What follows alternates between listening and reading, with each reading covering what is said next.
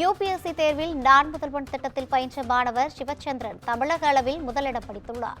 மாணவர் சிவச்சந்திரன் அகில இந்திய அளவில் 23வது இடத்தை பிடித்து சாதனை படைத்துள்ளார். நான் முதல்வன் திட்டத்தில் பயிற்சி பெற்ற மாணவி மோனிகா அகில இந்திய அளவில் 39வது இடத்தை பிடித்துள்ளார்.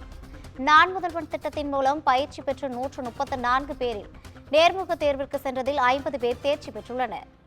இதுகுறித்தான கூடுதல் விவரங்களை வழங்குவதற்காக நமது தலைமை செய்தியாளர் சிவா இணைப்பில் இருக்கிறார். வணக்கம் சிவா, கூடுதல் விவரங்கள். ரவினா, நாடு முதல்வன் திட்டத்தினுடைய போட்டித் தேர்வுகள் பிரிவின் மூலமாக பயிற்சி பெற்ற தமிழ்நாட்டை சேர்ந்த சிவச்சந்திரன் யுபிஎஸ்சி தேர்வில் தமிழ்நாட்டு தரவரிசைப்படி முதலிடத்தை பெற்றிருக்கிறார். அகில இந்திய அளவுல பெற்ற தரவரிசையில் 23வது இடம் பெற்றிருக்கிறார் சிவச்சந்திரன்.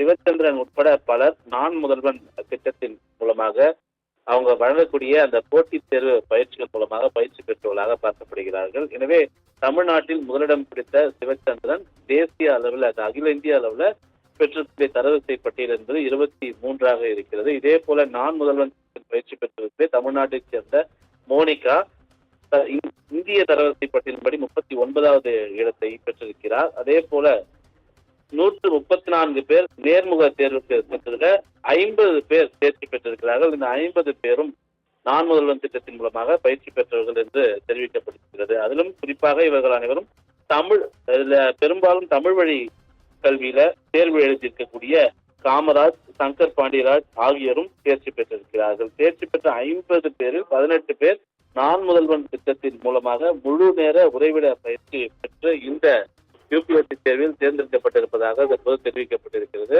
யுபிஎஸ்சி தேர்வு வெளியாக இருக்கக்கூடிய நிலையில இதுல நான் முதல்வன் திட்டத்தின் மூலமாக தேர்ச்சி பெற்றிருப்பவர்கள், அந்த நான் முதல்வன் திட்டத்தின் மூலமாக பயிற்சி பெற்றவர்கள் அதிக அளவில் தேர்ச்சி பெற்றிருப்பதும், அதே போன்று தமிழ் வழி கல்வியில் பயின்ற 2 பேர் தேர்ச்சி பெற்றிருப்பதும் தமிழகத்துக்கு பெருமை சேர்க்கக்கூடிய வகையில் இருப்பதாகவே பார்க்கப்படுகிறது. ரவினா, கூடுதல் விவரங்களை வழங்கியமைக்காக நன்றி சிவா.